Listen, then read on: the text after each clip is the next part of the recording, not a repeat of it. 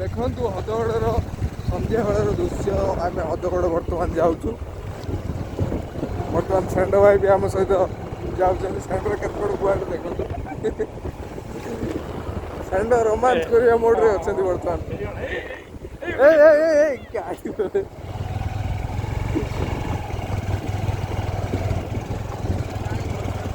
ଏବେ କମେଡ଼ି କରି ଭିଡ଼ିଓ ଛାଡ଼ିବୁ ବଢ଼ିଆ ଭିଉ ଯିବ। କମେଡ଼ି ନକଲେ କ'ଣ?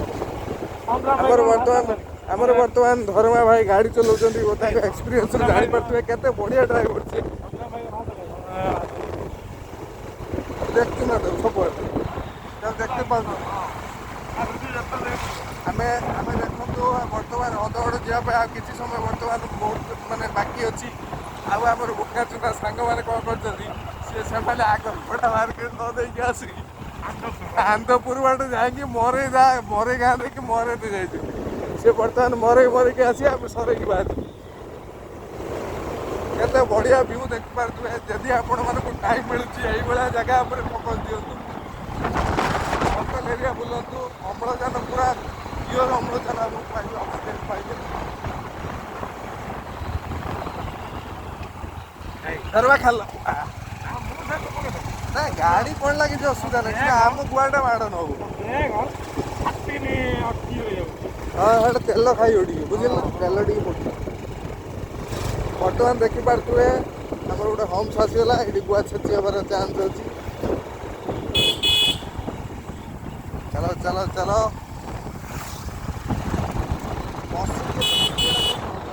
ଚଲେଇଲା ବେଳେ ମଜା ନାହିଁ।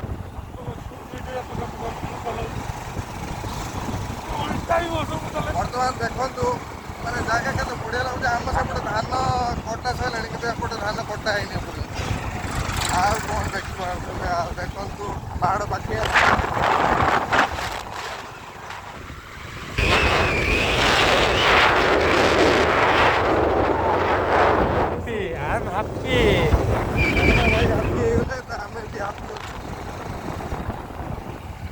ମୋ ସାଇଡ଼ ବସୁଛନ୍ତି। ଦିନ ଟିକେ ଟାଇମ୍ ହେବ।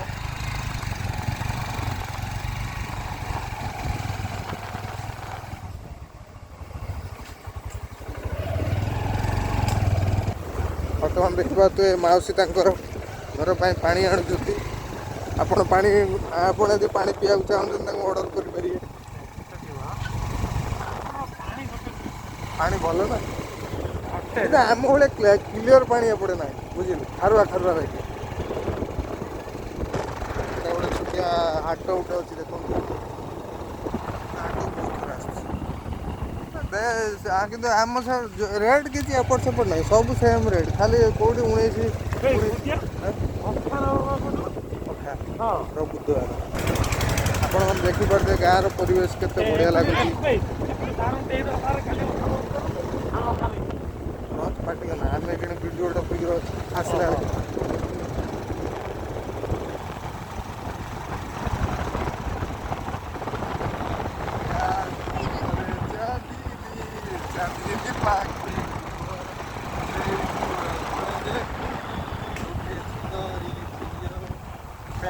ଦେଖନ୍ତୁ ବୁଧା ବାହାରିଲା।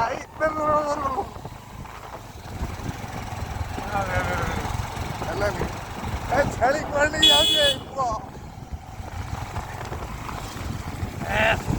ଜାଗା ଦେଖ। ଯଦି ଜାଗା ନ ଦେଖି ପାରୁଛ ତ ଜାଗାଟାକୁ ଦେଖ, ଜାଗାକୁ ଉପଭୋଗ କରନ୍ତୁ। ହଦଗଡ଼ ଆମର ଭଦ୍ରକର ସବୁଠୁ ନିୟରେଷ୍ଟ ଜାଗା ହେଲା ହଦଗଡ଼। ଆଉ ନହେଲେ କିଛି ଭାଇ ଭଦ୍ରକରେ ସେମିତି କହିବାକୁ ଗଲେ ପିକନିକ୍ ପ୍ଲେସ୍ କିଛି ନାହିଁ।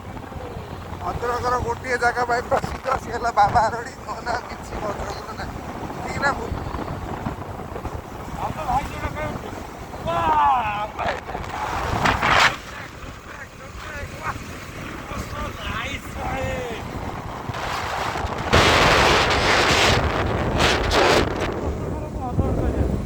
ଭାଇ ଆମର 24 ବର୍ଷ ପରେ 24 ବର୍ଷରୁ 24 ଥର ଆସେ।